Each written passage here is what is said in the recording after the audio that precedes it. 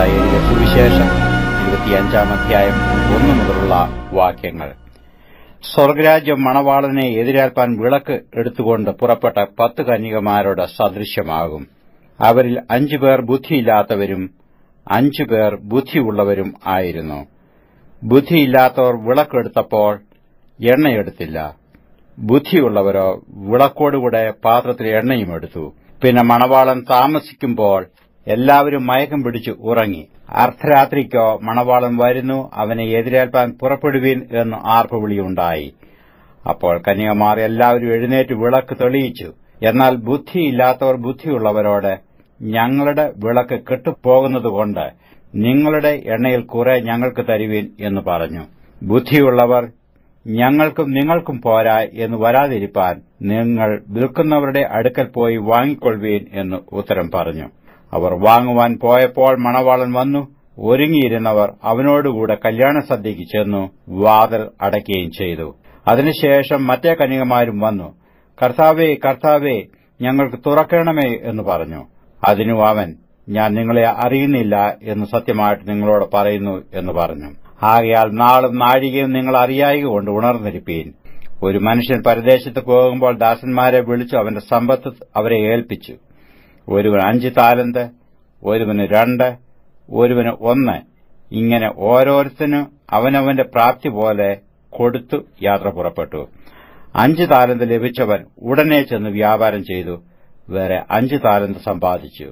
അങ്ങനെ തന്നെ 2 താലന്ത് ലഭിച്ചവൻ വേറെ 2 നേടി. 1 ലഭിച്ചവനോ പോയി നിലത്ത് ഒരു കുഴി കുഴിച്ചു യജമാനന്റെ ദ്രവ്യം മറച്ചുവെച്ചു. വളരെ കാലം കഴിഞ്ഞ ശേഷം ആ ദാസന്മാരുടെ യജമാനൻ വന്ന് അവരുമായി കണക്ക് തീർത്തു. 5 താലന്ത് ലഭിച്ചവൻ അടുക്ക വന്നു, വേറെ 5 കൂടെ കൊണ്ടുവന്നു. യജമാനെ, 5 താലന്തല്ലോ എന്നെ ഏൽപ്പിച്ചത്, ഞാൻ 5 താലന്ത് കൂടെ നേടിയിരിക്കുന്നു എന്ന് പറഞ്ഞു. അതിന് യജമാനൻ, നന്ന്, നല്ലവനും വിശ്വസ്തനുമായ ദാസനെ, നീ അല്പത്തിൽ വിശ്വസ്തനായിരുന്നു, ഞാൻ നിന്നെ അധികത്തിനും വിചാരകനാക്കും, നിന്റെ യജമാനന്റെ സന്തോഷത്തിലേക്ക് പ്രവേശിക്ക എന്ന് അവനോട് പറഞ്ഞു. 2 താലന്ത് ലഭിച്ചവനും അടുക്ക വന്നു. യജമാനെ, 2 താലന്തല്ലോ എന്നെ ഏൽപ്പിച്ചത്, ഞാൻ 2 താലന്ത് കൂടെ നേടിയിരിക്കുന്നു എന്ന് പറഞ്ഞു.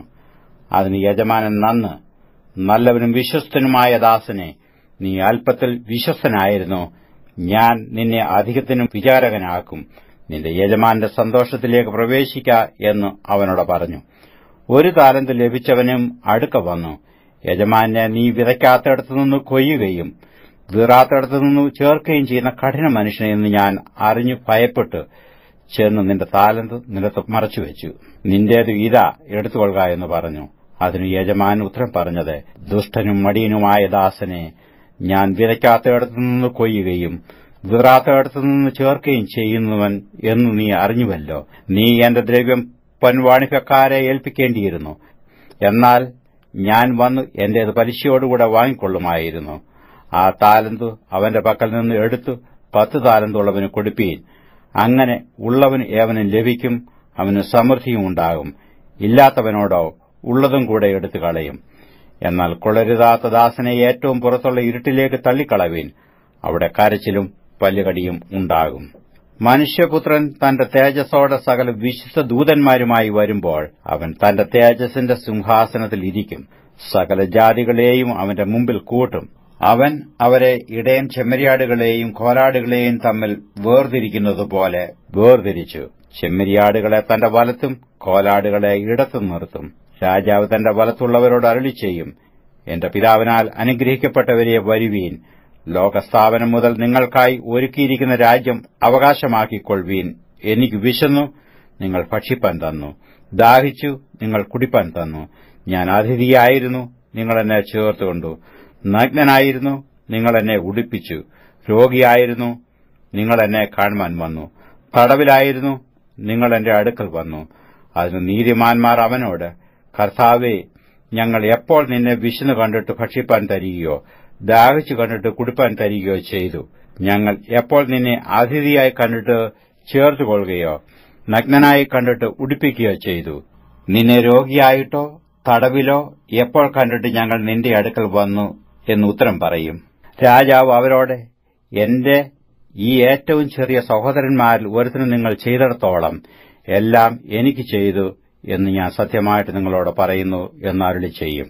പിന്നെ അവൻ ഇടത്തുള്ളവരോട്, ശപിക്കപ്പെട്ടവരെ, എന്നെ വിട്ട് പിശാചിനും അവന്റെ ദൂതന്മാർക്ക് ഒരുക്കിയിരിക്കുന്ന നിത്യാഗ്നിയിലേക്ക് പോകുവീൻ. എനിക്ക് വിശന്നു, നിങ്ങൾ ഭക്ഷിപ്പാൻ തന്നില്ല. ദാഹിച്ചു, നിങ്ങൾ കുടിപ്പാൻ തന്നില്ല. അതിഥിയായിരുന്നു, നിങ്ങൾ എന്നെ ചേർത്തുകൊണ്ടില്ല. നഗ്നനായിരുന്നു, നിങ്ങൾ എന്നെ ഉടുപ്പിച്ചില്ല. രോഗിയും തടവിലുമായിരുന്നു, നിങ്ങൾ എന്നെ കാണുവാൻ വന്നില്ല എന്ന് അരുളി ചെയ്യും. അതിനു അവർ, കർത്താവേ, ഞങ്ങൾ നിന്നെ വിശക്കുന്നവനോ ദാഹിക്കുന്നവനോ അതിഥിയോ നഗ്നനോ രോഗിയോ തടവിലോ ആയി എപ്പോൾ കണ്ട് നിനക്ക് ശുശ്രൂഷ ചെയ്യാതിരുന്നു എന്ന് ഉത്തരം പറയും. അവൻ അവരോട്, ഏറ്റവും ചെറിയവരിൽ ഒരുത്തന് നിങ്ങൾ ചെയ്യാഞ്ഞിടത്തോളം എല്ലാം എനിക്കുമാകുന്നു ചെയ്യാഞ്ഞത് എന്ന് ഞാൻ സത്യമായിട്ട് നിങ്ങളോട് പറയുന്നു എന്ന് ഉത്തരം അരുളും. ഇവർ നിത്യദണ്ഡനത്തിലേക്കും നീതിമാന്മാർ നിത്യജീവങ്കിലേക്കും പോകും.